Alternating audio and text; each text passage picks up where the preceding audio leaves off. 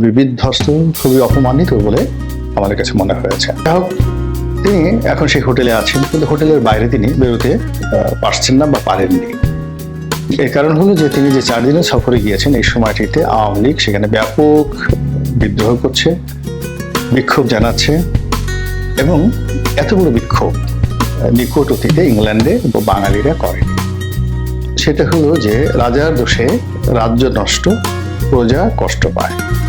আর তার সামনে ওই যে ভাইস প্রেসিডেন্ট, তিনি একেবারে পায়ের উপর পা তুলে অ্যাজ ইট ইজ, মানে এটা না দেখলে আপনার ছবিটার বডি কন্ট্যাক্ট দেখলে বুঝতে পারবে যে এয়ারবাস কোম্পানির ভাইস প্রেসিডেন্ট ডক্টর ইউনূসের সামনে যে বডি ল্যাঙ্গুয়েজ প্রদর্শন করেছেন, ওটা আমাদের বাঙালি জাতির সকলের উপর রীতিমতো চপেটাঘাত। বেগম খালেদা জিয়ার দিকে তাকান, তিনি যখন ভারতে গিয়েছিলেন, প্রধানমন্ত্রী মনমোহন সিং এবং রাষ্ট্রপতি, কিভাবে মনমোহন সিং, তিনি তখন বিরোধী দলীয় নেত্রী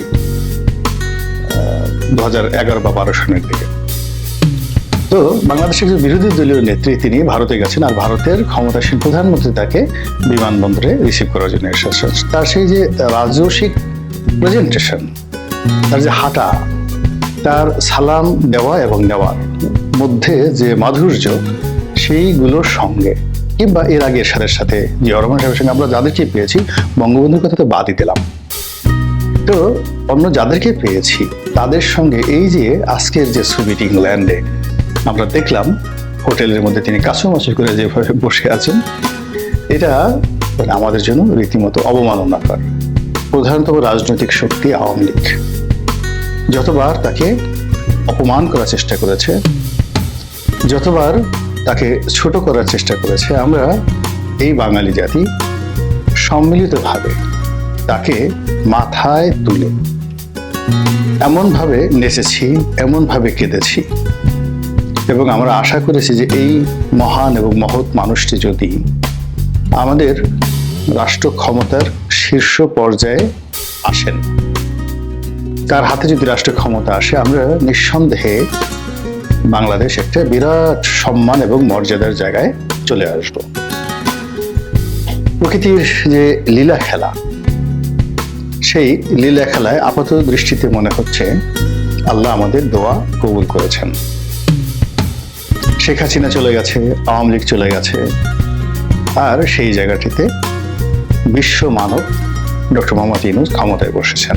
বছর অর্থাৎ ইউনূস সরকারের 10 মাস আর তার আগের 2 মাসের যে আন্দোলন এবং লড়াই এবং সংগ্রাম, এই সংগ্রামের ফলে আমাদের যত উন্নয়নগুলো রয়েছে সেগুলো যে কোন পর্যায়ে পৌঁছে গিয়েছে আমরা এখন বলতে পারবো না। এর কারণ হলো এগুলো নিয়ে দেশের ভিতরে আলোচনা হচ্ছে না, পত্র পত্রিকায় আলোচনা হচ্ছে না, আর বিশ্বের যে সকল প্রতিষ্ঠান রয়েছে যারা এই মার্কিংগুলো করে, তারা বাংলাদেশের ব্যাপারে এখন কোনো আগ্রহী তাদের নেই। ফলে বাংলাদেশ কি দুর্ভিক্ষ হবে, নাকি বাংলাদেশে আমেরিকার চাইতেও বেশি গ্রোথ হবে, আমরা কিছুই জানি না। আমরা 2 বছরের মধ্যে, লাস্ট গত 2 বছরের মধ্যে এই যে বর্তমান যে চলমান সময়টি, এই চলমান সময়টি কি এত দুর্বোধ্য, এত উপহাসমূলক, এত অবমাননাকর এবং যাকে বলা হয় এত অনিশ্চয়তার মধ্যে আমরা কাটাচ্ছি, যেটি আমাদের জাতীয় জীবনে আর কখনো আসেনি।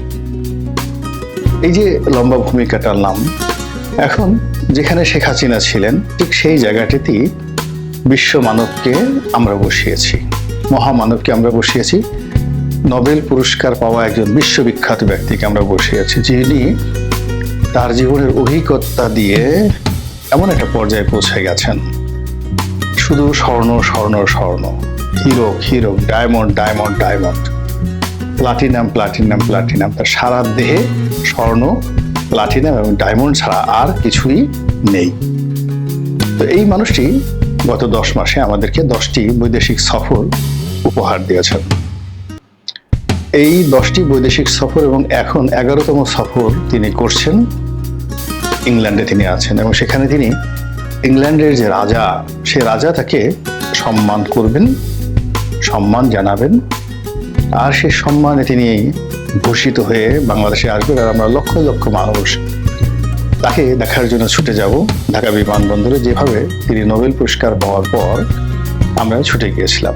এয়ারপোর্টে মানে হিথ্রো বিমানবন্দরে তিনি যে নামলেন, তার ব্যাগ টানার জন্য তার প্রেস সেক্রেটারি ছাড়া আর কেউ ছিলেন না, নম্বর ওয়ান। এমনকি তার একটা ছবি তোলার জন্য একটা ক্যামেরাম্যান সেখানে ছিলেন না। মিস্টার শফিক তিনি তার নিজ ক্যামেরা দিয়ে যে ছবি তুলেছেন ইউনূস সাহেবের, তো সেই ছবি আমরা দেখেছি। এবং সেখানে বাংলাদেশের যে রাষ্ট্রদূত যিনি ইংল্যান্ডে আছেন, সেই ভদ্রমহিলার সঙ্গে তিনি করমর্দন করছেন, হ্যান্ডশেক করছেন। এবং সেই হ্যান্ডশেক করার সময় তাকে খুবই বিভ্রান্ত, খুবই উদাসীন, খুবই ক্লান্ত, খুবই বিধ্বস্ত, খুবই অপমানিত বলে আমার কাছে মনে হয়েছে।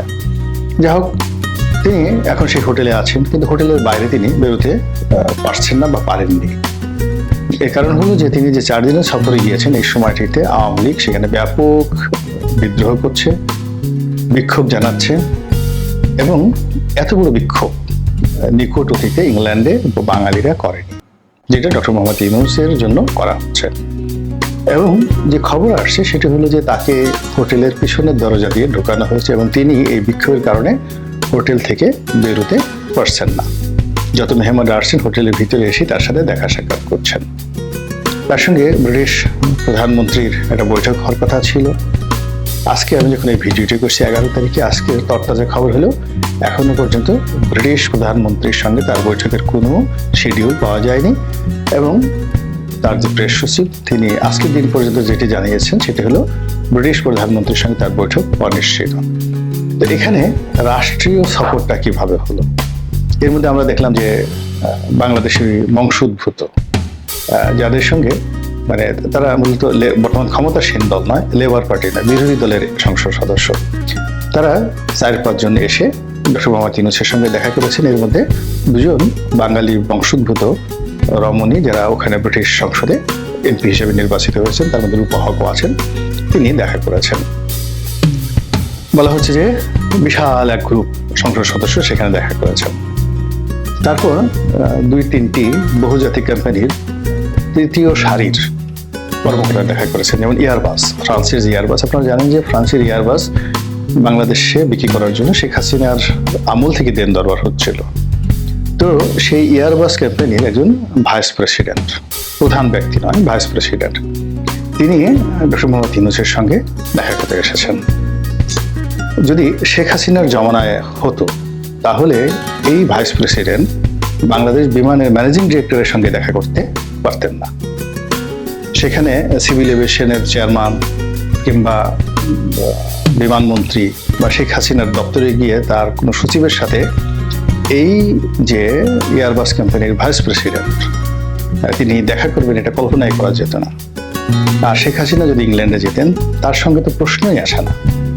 কিন্তু আমরা যে জিনিসটা দেখলাম যে সেই ভদ্রলোক অফিসে গেছেন, ডক্টর মোহাম্মদ ইউনূস কাছুমাছু করে বসে আছেন, পাজামা পরে, মানে প্যান্টের উপরে পাঞ্জাবি, পাঞ্জাবির উপর কোটি, তো সেটি নিয়ে তিনি বসে আছেন।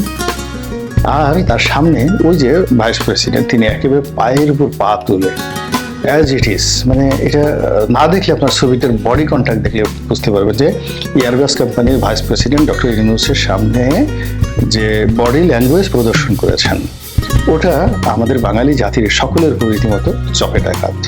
তার তো ওখানে আপনাদের মনে আছে যে শেখ হাসিনার জমানাতে একবার জন কেরি, মার্কিন পররাষ্ট্রমন্ত্রী, তিনি বাংলাদেশে এসেছিলেন। তো তিনি পুরোটা সময় কুঁজো হয়ে শেখ হাসিনার পিছনে পিছনে হেঁটেছেন বাংলাদেশে, এবং এক হাত আর এক হাতের সঙ্গে জোর করে, এবং হাঁটতে গিয়ে তিনি কখনই সমান্তরালভাবে তার সঙ্গে তিনি হাঁটেননি। এটা হলো রাষ্ট্রনায়কোচিত ব্যবহার। উনি এখন এমন একটা পর্যায়ে চলে গেছেন, মহামানব হয়ে গেছেন। তার সম্মান, মর্যাদা, আত্মসম্মান, বোধ, বুদ্ধি এগুলোর ঊর্ধ্বে তিনি উঠে গেছেন। তিনি বিশ্বমানব, পৃথিবীর কোনো কিছু এখন আর তাকে স্পর্শ করে না। কিন্তু আমরা তো ভেতু বাঙালি, আমাদের ভাতে একটু পানি কম হলে, ভাত একটু পচে গেলে আমাদের খুব কষ্ট লাগে, ভীষণ রকম কষ্ট লাগে। আমরা কর করে ভাত খেতে চাই, ভাত একটু কাঁচা মরিচ, একটু পেঁয়াজ হলে আমাদের বাঙালি হয়ে যায়। কিন্তু সেই জায়গাটা তো একটা মর্যাদা থাকতে হবে। আমরা তো পচা ভাত খেতে পারবো না, পচা ডাল খেতে পারবো না। এখন উনি এই যে ইংল্যান্ডে গেলেন, আমি ভেবে পাইনি উনি কেন গেলেন, কি দরকার ছিল। তিনি যদি এই সময়টাতে বাংলাদেশে বসে বসে একটু নামাজ কালাম করতেন, তসবিহ তাহলিল করতেন, জিকির করতেন। তার যদি জিকিরে ভাব আনার জন্য ওই যে কয়েকজন মানে ডিজে হুজুর আছেন, মুর্শিদ আমার গলার মালা, খুব সুন্দর সুন্দর এখন জিকির আছে যেগুলো শুনলে এমনি নাচতে ইচ্ছা করে। তো এরকম তিনি কাওয়ালির আসর বসাতে পারতেন, যমুনাতে জিকিরের আসর বসাতে পারতেন। বা বাংলাদেশে অনেক আন্তর্জাতিক মানের যাকে বলা হয় কারি রয়েছেন, যারা বিশ্বের বিভিন্ন রাজপ্রাসাদে গিয়ে রাজা বাদশাদের যে মাহফিল হয়, কোরআনের মাহফিল হয়, সেটা আয়াতুল্লাহ রুহুল খামেনি বলেন, মিশরের প্রেসিডেন্ট বলেন, মরক্কোর বাদশা বলেন, এই সমস্ত রাজকীয় অনুষ্ঠানে কোরআন তেলাওয়াত শোনাতে যান বাংলাদেশে এরকম অনেক কারি আছেন, বিশ্বনন্দিত। তো তাদেরকে ডেকে এই সময়টিতে তিনি যদি এরকম একটি মাহফিল করতেন এবং বাংলাদেশের যত আলেম ওলামারা আছেন তাদেরকে দাওয়াত করতেন, খাওয়াতেন, এরকম এক একটা মাহফিলে তার যমুনার যে বাসভবন সেটার মধ্যে যে পবিত্রতা আসতো, তা না করে তিনি সেই ইংল্যান্ডে গেছেন। তারপর শেষে আমি এটা বুঝিও না যে এই মানুষগুলো কেন এত ঘন ঘন বিদেশে যায়। প্লেনে যায়, মানুষ মদ খায়, আপনি খান বা না খান, কিন্তু আশেপাশে সে রেড ওয়াইন সার্ভ করছে, তারপর শেষে যা কিছু হচ্ছে ওগুলো আপনাকে দেখতে হবে। আপনি যখন বিদেশে যাবেন সেখানে খাবার দাবারের কোনো হালাল নাই, হারাম নাই, শুয়োরের মাংস থেকে শুরু করে যা কিছু আছে, আর সেখানে ধরেন আমাদের বাংলাদেশে সবকিছুই তো হালাল। তো এই পরিবেশ ছেড়ে কেন মানুষ বিদেশে যায় আমি এটা বুঝতে পারি না। তারপরে যেত ওইভাবে, ধরুন একেবারে ব্রিটিশ প্রধানমন্ত্রী তাকে রিসিভ করার জন্য এসছে, তার সঙ্গে বাইলেটারাল রিলেশন হচ্ছে, যদিও ইংল্যান্ডের সাথে আমাদের এরকম কোনো ব্যবসা বাণিজ্য নেই এই মুহূর্তে। তারপরে যদি রাষ্ট্রীয় পর্যায়ে কোনো ইনভেস্টমেন্ট হতো, তা না করে উনি একটা এনজিওর দাওয়াতে সেখানে গেছেন, গিয়ে যে বিশ্রী একটা পরিবেশে পড়েছেন, যেভাবে তাকে নিয়ে ট্রল হচ্ছে, যেভাবে তাকে গালাগাল করা হচ্ছে, এবং ওখানকার যে কমিউনিটি লিডার তারাও তাকে পাত্তা দিচ্ছেন। আর ইংল্যান্ডের তো যাকে বলা হয় যারা গুরুত্বপূর্ণ ব্যক্তি, তারা উনি কেন আসছেন, কি আসছেন, এটা নিয়ে রীতিমতো ঠাট্টা মশকরা শুরু হয়েছে। ফলে ওনার এই যে লন্ডন সফর, এটি রীতিমতো ওনার যে ইমেজটাকে লন্ডভন্ড করে